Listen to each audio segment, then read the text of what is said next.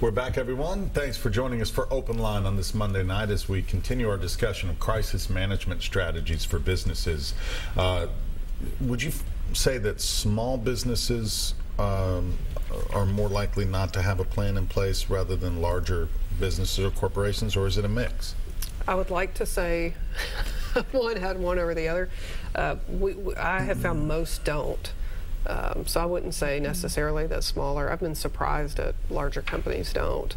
Some do, so it's not a blanket that they don't, but most don't. I think it also depends on kind of the risks and liability associated with your business. You know, we do a lot of bank robberies where they know that that's just a hazard of the workplace, and so they put a lot plans of training in place. Emphasis on that, on how to respond and react. Right. Something I in my notes here that I noticed as you talk about pre-incident training, because we want to talk about the specifics when you go in and work with a company, emphasizes emotional and behavioral preparedness. Right. Which you don't think much about, but I mean, we did talk a little bit about the fear and anxiety, and then how after training people can feel a lot better about their workplace and their job, and that they're prepared. But what is it about the emotional aspect and the behaviors that we need to change to prepare people? Well, I think oftentimes when an event occurs in the workplace, it penetrates this kind of bubble of security that people have. You know, people spend more time at work oftentimes awake than they do with their own family members. So oftentimes in the workplace it's very familial. And that doesn't necessarily mean you like everybody you work with, but you know who's diabetic and whose daughter's getting married. And so you do have that comfort level, I think, somewhat, where you have that sense of family, as we were talking about earlier. So we have just seen the more you can get out in front of it and tell people, if an event occurs in your place of work, these are some of the things in the emotional bucket, the behavioral bucket, the intellectual bucket that you might experience, so that when it does happen to them, they won't remember Lisa and Becky, but they will go, oh, I remember we had that training. Because I've heard it so many times from employees, when you go into a company and something bad's happened and you see them a little bit after it's occurred, they'll say, I feel like I'm going crazy. I can't sleep. I can't eat. I keep playing the event over and over and over in my head. Why am I doing? So it feels so uncomfortable and so abnormal, when in fact, given what they've been through, it's perfectly normal. So if you can get out in front of that ahead of time, then you just skip that step of them struggling internally so much, because they don't know it's normal if you go through an event like that to feel those things. When you see that a lot. Well, human beings tend to be resilient. So if you can kind of build that foundation before an event happens, you've got a lot of good coping skills. You've got a good understanding of your own emotional and behavioral health at that point. And so you've got a place to start from that's a little bit higher than maybe somebody who hasn't ever thought about that. So do you actually put this crisis management team together and work with them as they start to make their list of, okay, what are our high percentage risks down to low percentage? And how we usually go in on a consulting basis if you're starting from square one or trying to modify, and help them, who should their team be. We don't know who their team should be, but we can surely guide them, and then start writing some risk analysis, and that really it flows very nicely then into what do you need in place to address all of these events, from something, I don't mean small in an impactful way to people, but something where not that many people are going to be impacted, all the way up to an event where it would be catastrophic, not only to the employees but to the organization. And so you kind of lay these scenarios out, and then what are the tasks you would need to do if this really happened? Right. And if you can't have if you don't have the internal resources, what's available? What kind of people can you connect yourself with ahead of time, so you know who to call? Is it a cost issue sometimes? I mean, if some companies just say, we can't afford to make these certain changes. Right. I don't think putting plans together is incredibly expensive. Right. I don't, but a lot of times, I mean, I'll say this, when you have an economy that's tough, that we saw several years ago when the economy was so bad, I think training dollars get cut pretty quickly. That's something you can do without if you have to. But I think a lot of what needs to happen is not incredibly costly. Especially on an ongoing basis, I don't think cost is And in huge. some cases, depending on the business, it might be a savings in the long run. I mean, some insurance companies, Yeah, their risk management companies usually love it. yeah, will look at that and say, hey, Yes. it's sort of like at home, if you get a home alarm system activated, you're going to get a little bit of a discount. Right.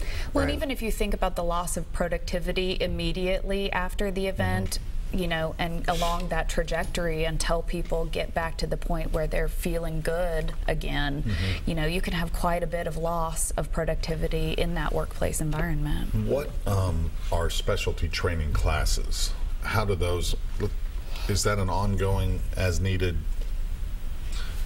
I think they're industry. course I think they're industry specific. I think you start out with all industries and look at really emotional wellness. Employees who have an event happen to them, who are leading pretty good lives. They take care of themselves. They have good support systems. Do better coming out of the event as more unscathed than others. I know of cases we've gone on, and I've seen employees who really, just are not doing well. And when you kind of peel that onion back a little bit, they're getting a divorce, they, physically aren't doing well, the kids are in trouble at school, there's lots of other things, and this was kind of the camel back breaking. So the more, I think you start with emotional wellness and trying to make sure you have the most, not only physically healthy employees, but emotionally healthy, and that they have good systems in place to come in and be good employees and do whatever it is that you're paying them to do. And then I think they branch off. Lisa does a lot of those trainings for us, and is really very good at taking an industry and, is it something to do with robberies? Is it something to do with manufacturing? And we know they're going to have an injury where an employee's, injured or killed by machine. I think you tailor it to whatever it is. We've seen very recently in the healthcare industry how they want healthy employees at their work, and so they incentivize you to do that. And it's very similar with mental health. If you can have the trainings ahead of time to have mentally healthy individuals, you're likely going to have them more productive even if an event never happens. That's really in the spotlight lately too, mental health and emotional well-being. I mean, it's starting to come to the forefront, and I just wonder why it's not more important. Because it's huge. I mean, I know, we work in a high stress and 24/7 environment, and I always tell people you have to be a certain type of person to be in this business. And you can say that for all sorts of businesses, that have certain different stress levels and demands of the job, and like you said, personal lives. There's all sorts of things going on, and sometimes more than physical health.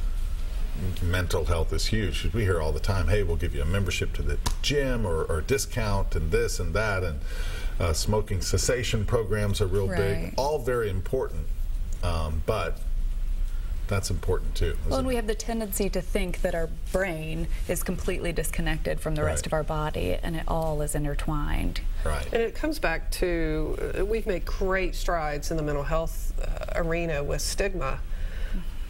But it's still there. So people will go, yeah, sure, I would love to have a membership to the gym. And you'll pay for some gym equipment, that's great. You'll help me stop smoking, that's great.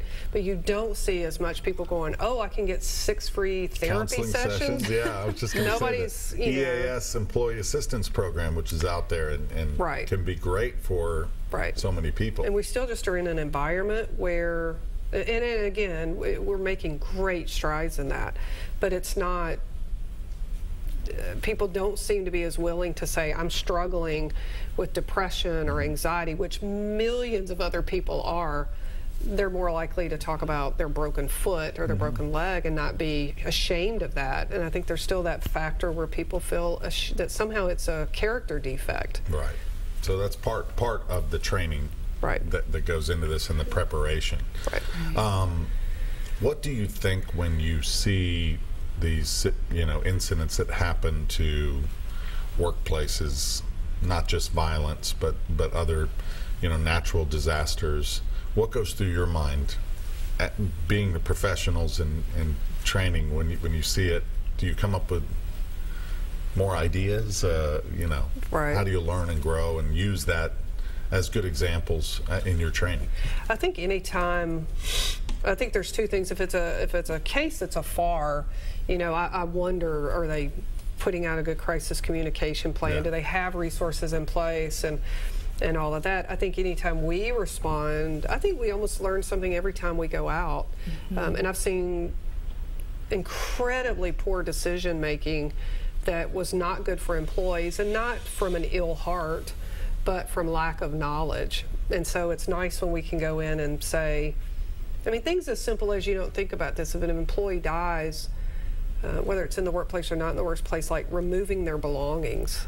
And when do you do that? And how do you go about doing that? And when do you put somebody in that position?